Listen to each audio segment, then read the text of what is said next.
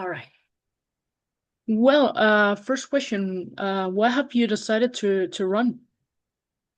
Well, I decided to run because my congressman and America's most popular congressman was unfortunately defeated in a primary.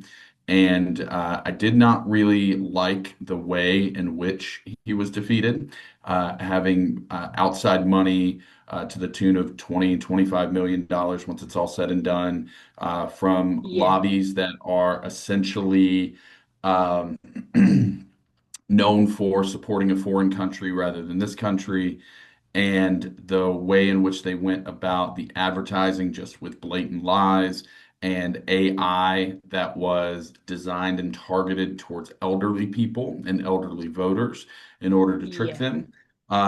I felt ultimately that if they are able to pull this off and win, we may not actually have an opportunity to save our republic anymore.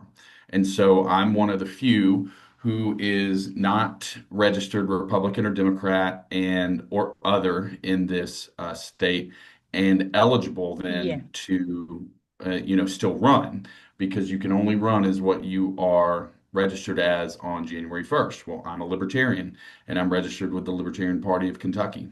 And so I felt it was very, very important that somebody enter this race so that what happened to Thomas Massey doesn't go unchecked and unpunished, essentially. great. So what are your priorities for this race? Yeah, yeah, absolutely. Well, going to Congress, it is the people's house, and we've really narrowed in on four priorities that I believe are most impactful for Kentuckians. Number one is if you are under the age of 55, you are feeling the squeeze of the economy. It is becoming increasingly more unaffordable to live. And libertarians understand, due to Austrian economics, it's because we won't stop printing money and the government continues to spend more and more. And no matter what, the spending is the tax. They get it from you somehow. Inflation is the result of government spending and government money printing.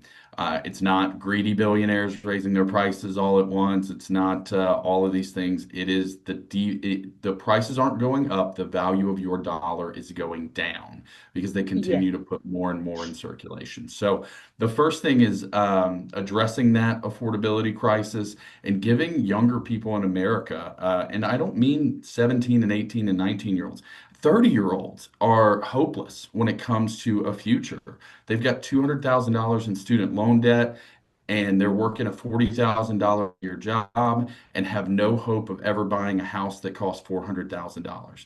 The American dream is gone for people under the age of 40, unless you are, in a select few, and even those are struggling.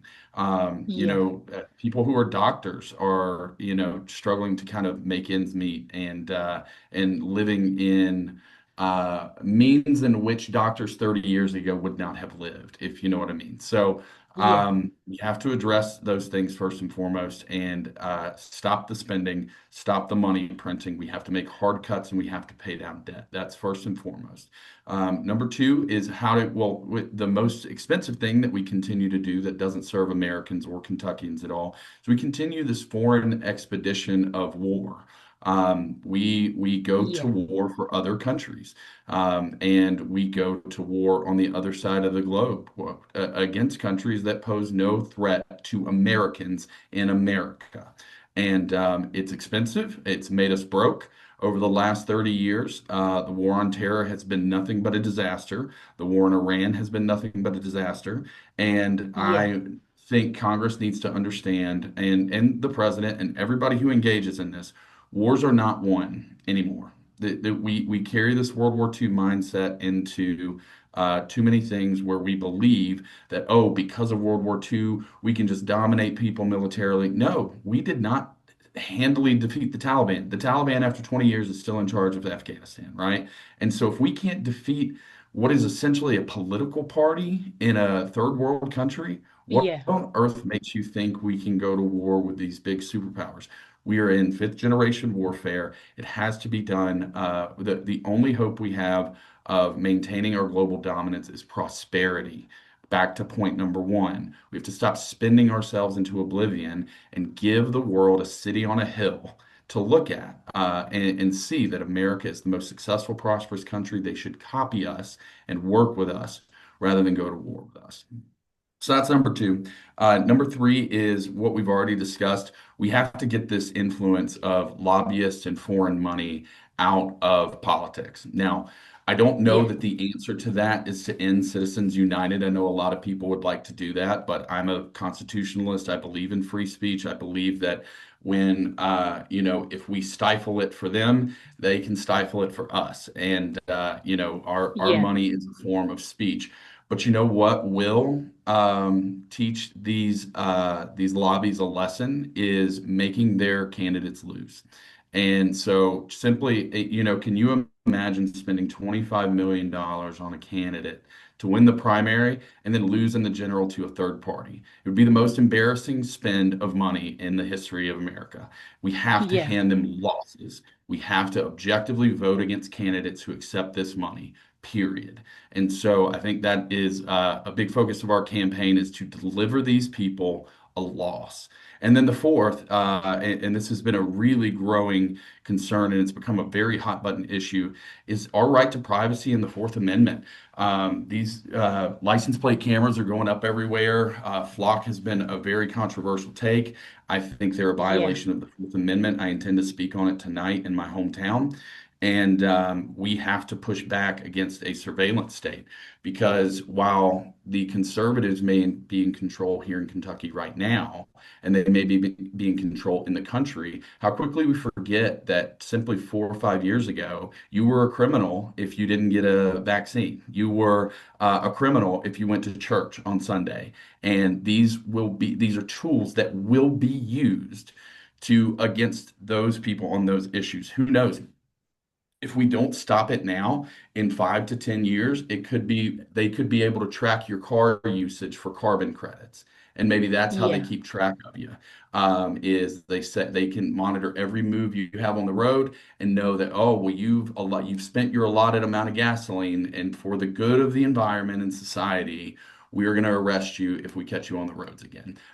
We are building the infrastructure that allows them to do those sorts of things. And I'm saying hell no. Yeah.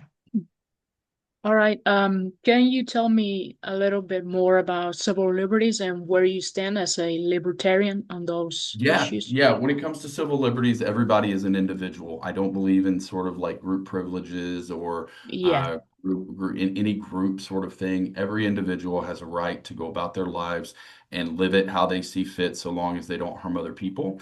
And the caveat there is, I think most of our civil liberty issues are solved by private property rights. So if the baker doesn't want to bake a cake for you, go to a different bakery and put them out of business. I believe that the market solves and Yeah. private property solves civil liberty issues. So that's ultimately where I stand is that every human being has the exact same rights and should be respected the exact same way under the law. And if you don't like the way that a private property handles your civil liberties or treats you fairly or unfairly, you have every right to not use them and go somewhere else, which Yeah. ultimately like gets back to being a libertarian and why the government is such a terrible thing. Is in practice, in theory, it's supposed to be this idea of, we come together and we do things that are good for the community and we all kind of but what it is a monopoly. It's a monopoly Yeah. on these things. And so we are forced to use these goods and services and pay by paying for them. And therefore now it's, well, what does the government honor as far as civil liberties? When really it should be a private property society and and we should be free to choose who and where we go based on Yeah. how we are treated.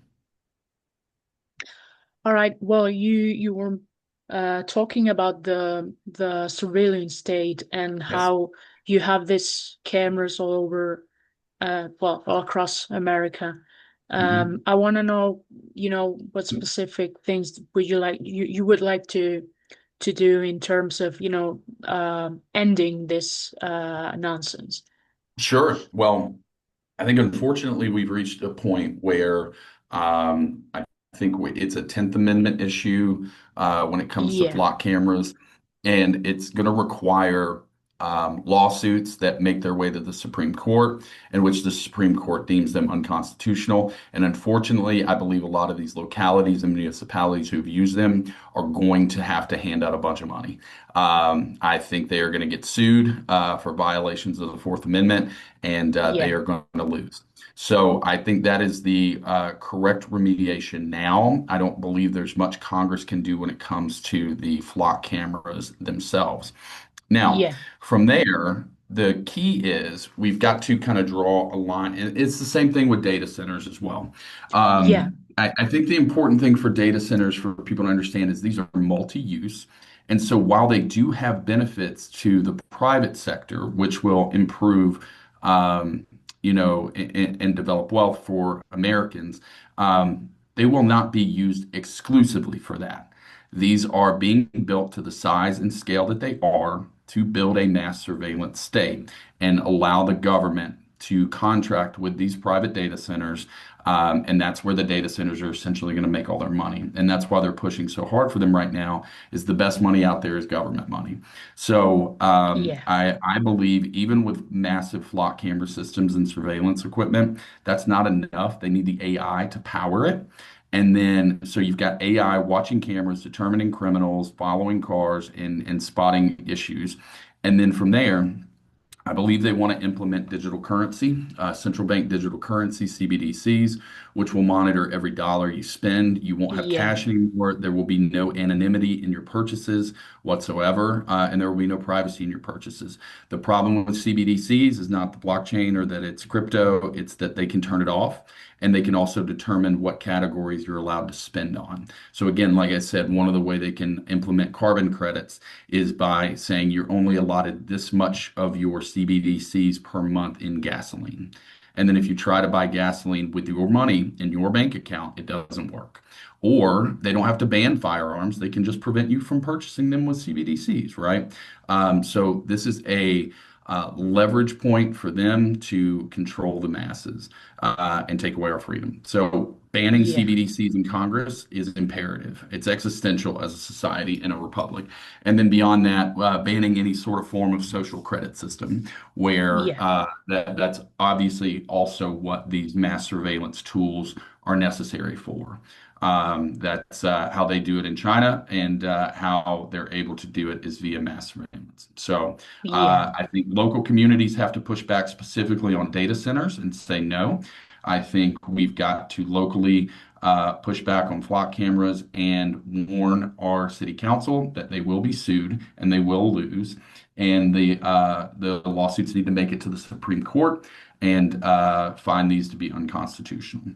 And then from there, Congress itself specifically ban CBDCs and ban any sort of form of social credit. yeah. Yeah, I mean it's privacy, it's common sense. I agree. Um, well, the other thing I want to know, because you're in a very important race after what happened with Thomas Messi. What do you think that, what is your stance on this, influences, foreign influences, going Yeah. into Kentuckian politics, Yeah. Yeah. I mean, it's why I entered the race. If a candidate had showed up, ran a campaign that wasn't, influenced by millions of dollars in outside influence, and ran a good race and debated and put, here's my policies, here's Thomas Massey's policies, and the people voted, Yeah, I probably would not be doing this. I'd probably go, all right, well, the people of Kentucky decided. But that wasn't what happened at all. And what happened cannot be allowed to happen. And so I entered the race to be the stick as opposed to the carrot. And that ultimately is why but ultimately Americans have to wake up to it. And I think they are. If you look at the demographic split, Below 55 and younger all voted Thomas Massie by a wide margin. The problem is Yeah. primaries are tailored to 65 and above. They really are. And so that is how they marketed this. And basically, it was the only demographic he lost. Well, that is the oldest demographic in America, not to be harsh or anything, but they are slowly dying. This group that believes at what these foreign lobbies are putting out, and this group that believes in the things that they are being lied to about on Fox News simply because it's on their television, they are slowly dying. And so it's making sure that younger groups, and by younger, again, I'm just talking about 55, not retired. Yeah. Those groups understand or are more savvy to their plays and their tricks and can actually vote in a principled way.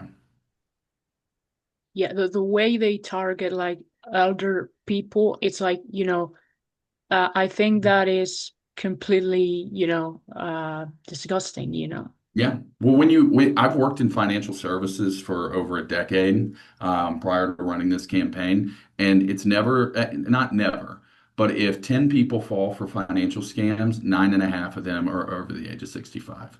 That includes Yeah. sweetheart scams, overpayment scams, employment scams, all of them are over 65. And they are easily tricked, unfortunately because they didn't grow up in a society where these things happened. And now it's being weaponized against them in politics.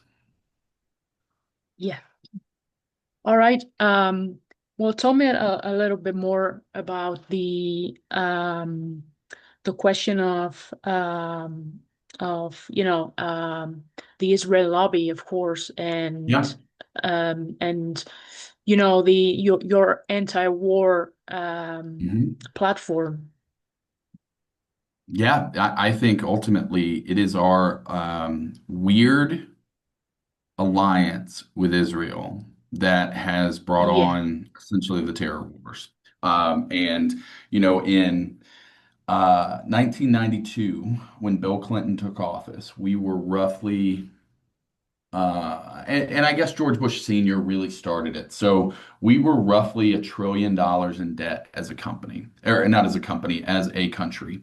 Yeah. And we are approaching $40 trillion in debt. Now, that's just the debt. That's not to factor in all of Yeah. the money printing and devaluing of the currency. So it's probably more like 70 or $80 trillion that this has cost us to go and fight these wars in the Middle East. Well, here's the thing. While domestic, obviously 9/11 was a horrible thing, but domestically, it is very hard for these countries to harm Americans. It's incredibly difficult, and it requires years of planning. And then the reality is, I mean, it's pretty well documented. We knew about 9/11. We just didn't act. And Yeah. so it is almost impossible for these countries to touch us. Yet we go over there and fight them by spending our money. When in reality, I believe in a national defense, not a national offense. We don't have to run the world. We don't have to have everybody like us. I don't really care if Iran chants death to America. Yeah. If they can't bomb me, who cares? So and they cannot. They don't have the ability, and it would be very difficult for them politically to reach Yeah. a point where they could militarily attack us. And so we've got to that's it because at the end of the day, the Roman Empire didn't fall because its military was overpowered. It fell because they debased the currency, they started coin shaving, they, practiced inflation. They were broke. And Americans right Yeah. now are approaching the point of being broke. And that is how great countries fall. They don't fall because they're defeated militarily. They fall because they're defeated within. All of these wars and at Israel's demand ultimately, because they're the ones who stand to benefit from this. We're $40 trillion in debt, and we're going to the ATM with a credit card to borrow more money to give to them. Um, Yeah. I'm sorry.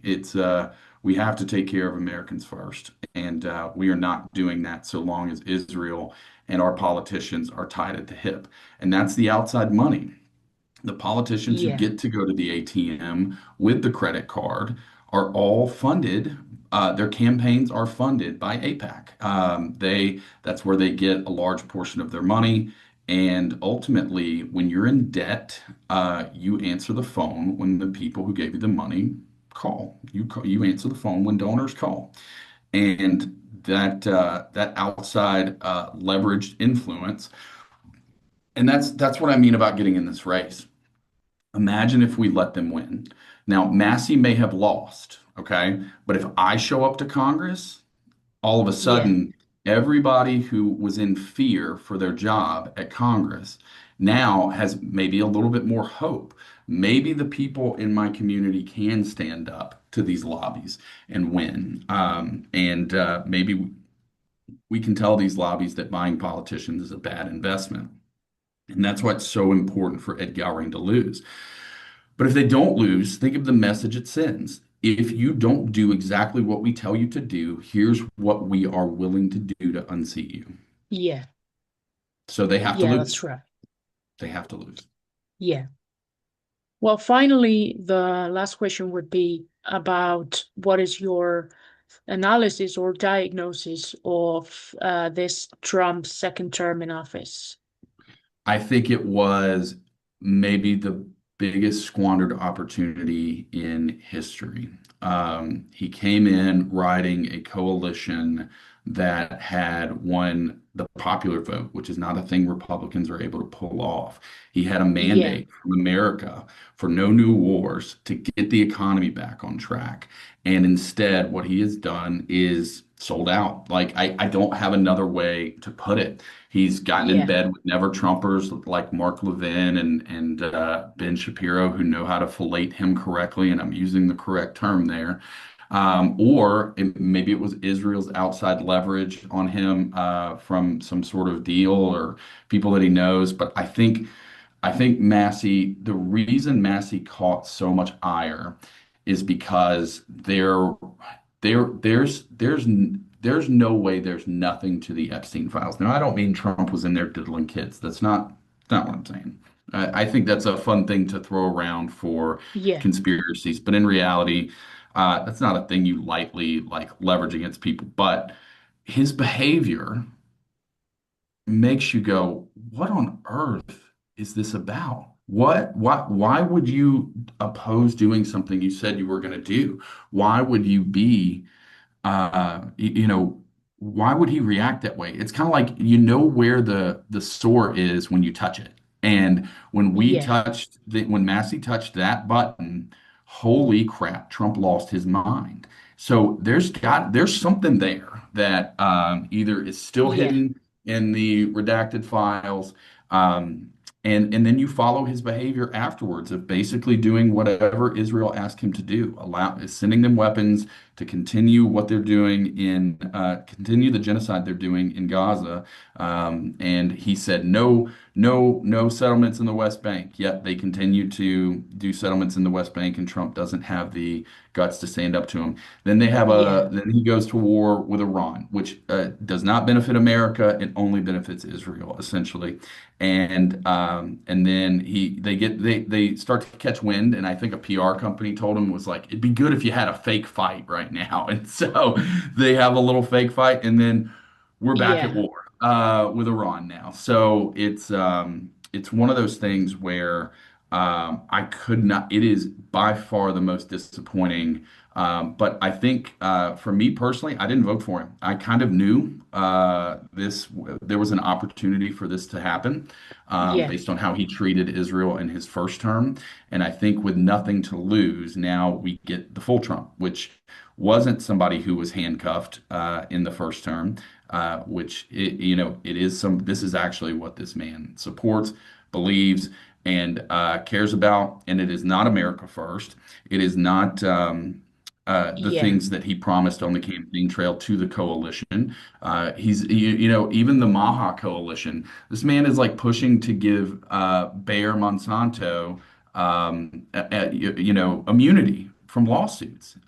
It is Yeah. it is the most. I think we looked at the Biden administration and we went, how can it possibly be more corrupt? And I think and there's a lot of backroom money dealings that we're learning about with Trump, how his people connected to him are getting very, very rich, how he's getting very, very rich. He pulled off a crypto scam, all of these things. Um, I think it's going to go down. Hopefully, he's still got time to turn it around. But I think as of now, it's on track to be the worst and most corrupt administration, at least in my lifetime. Yeah. And that is saying something. Yeah. Of course. And I hope he can turn it around. Yeah, I hope it. Well, I think we've covered everything, but I don't know if there's anything else you'd like to add before we Um, stop though. Not necessarily that I can think of. I mean, maybe the only other thing, and I'm starting to notice this a little bit more, we're kind of seeing what the Republicans' play is going to be. And I think as bad as Republicans are, Democrats are just dumber. They are taking this anti-Trump opportunity to push like Mamdani style, Yeah, socialism, communism. I'm like, guys, this is not going to work. You have an opportunity to catch middle America right now, who is kind of Trump has terrible approval ratings across the board. You've got an yeah, opportunity. And so what they're doing is so now we know what the Republicans playbook is going to be against me. It's going to be, well, you can't vote for him because then the communists will take over and the Democrats are communists and this and that. And yeah, it's just an old tired trope. We all know it's a uniparty and they all go to DC and go to dinner together and talk to the same lobbyists and ultimately end up spending all the money that they were going to spend anyway. So I'm not going to sit here and tolerate Democrat fear mongering, even though they're handing it to them, because that's not the case in this race. yeah. Yeah, I So, think, the great thing about Massey was that he was inside the Republican Party. He was like a bit of an outlaw, you know. yeah, yeah, And and yeah, it's not just it's not just Republicans who voted for him. I've got my opinions on closed primaries. I think there are pros and cons to it. But the issue is a lot of independents. We have about 80,000 people in this district who are not registered Republican or Democrat, and they lost their congressman. There are a lot of yeah, Democrats who now lost their congressman. They may be Democrats, but they realize like, okay, this is a really red district. If I'm gonna have to have a Republican congressman, I might as well have one with some honesty and integrity. And yeah, they now have lost that. So people across the entire political spectrum are very upset about this Massey loss, and I hope to collate them behind me because even though they may be Democrats and they may agree with the Democrat more in this race, is her winning really handing them a loss? Because she's still going to have to go answer to the Democrat Party, and the Democrat Party yeah, answers to AIPAC to this day still. And she's still going to have to vote the way the big donors and the big money comes in. I have nobody to answer to. And if you want to embarrass these people, let them lose to a third party for the first time in American history. That yeah. will send them packing. That will tell them you will never be allowed to do this in this country again. You would make history for That's sure. right. That's right. Yeah. Yeah. So we go from a historical primary to giving them a Yeah, historical loss. And I think that is the pathway to teach them this is not a way forward in American politics. yeah. Okay, it's been great. Yeah. It's been great. Well, have a nice day.